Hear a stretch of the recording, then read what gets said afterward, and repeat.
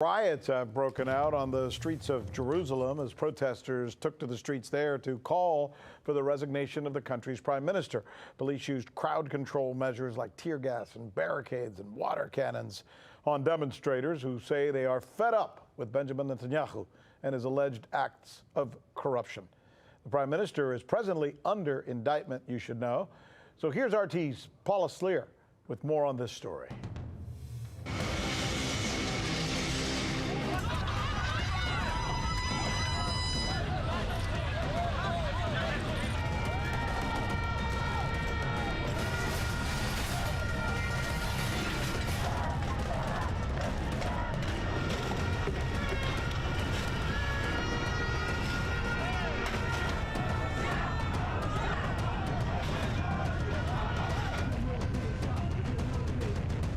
Well, thousands of protesters tried to break into the Prime Minister's residence in Balfour Street in Jerusalem. They were carrying torches and they set trash cans alight and also threw objects at police and journalists.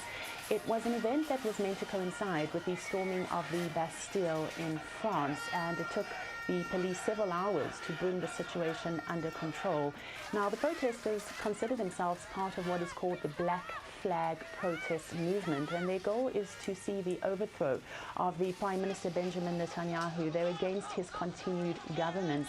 Many of those who were out on the streets are people who have been suffering the effects of COVID-19. Many have lost their jobs, many are out of work, but they say it's not only the pandemic itself that the Prime Minister is not got a grip on. Essentially, they want to see him gone from power. They are fed up with his corruption. This is what some of them had to say. There's a good chance that the people will realize that there is a leader dragging us to a dangerous place. This is why I'm here, and I hope that in the coming demonstrations others will join the protests. All groups must unite every day, not just once a week, to protest, and in the end he will go home. I've been already for 3 years out in the streets against corruption in the government, and now we have a prime minister who has 3 indictments. I don't want my prime minister to have indictments. At one point, the police were having to physically remove people from the gate of the Prime Minister residence. In the end, they arrested some 50 people for disturbing the public order and also throwing objects at the police and at journalists. The protesters issued a statement in which they said that the Prime Minister should act responsibly, and they called for him to do so by resigning. They also say that the current coalition is doing nothing to improve the lives of ordinary Israelis, least of all during the time of COVID-19.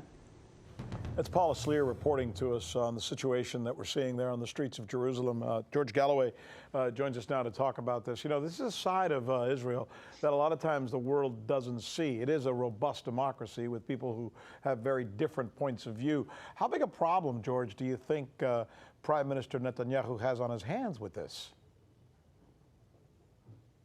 I think it's very serious. I think it could be the beginning of the end game.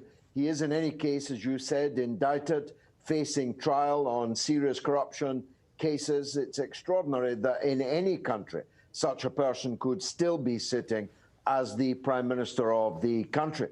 But he keeps on winning, or at least not losing, the elections, 4 of them in a row, every one of which he was predicted to lose, but somehow stays in the prime minister's spot. The deputy prime minister, it's on a rotation now, Benny Gantz, has more or less the same policy as him towards the wider Middle East issues.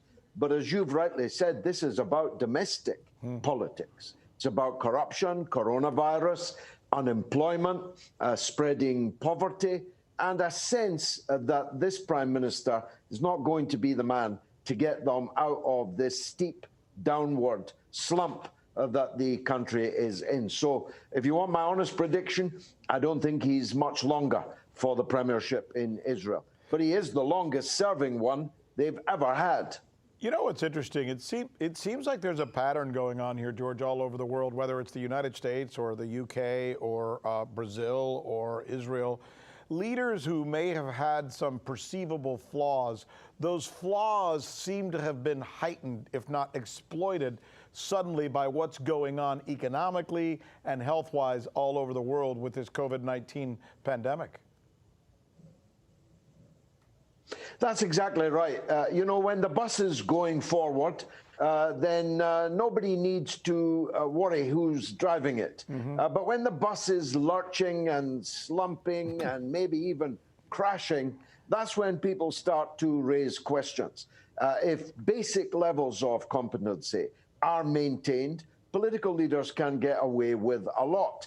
But if the public suddenly decide that actually we don't like the direction that we are traveling in, then no power on earth can stop it. As you say, Israelis are a very disputatious people.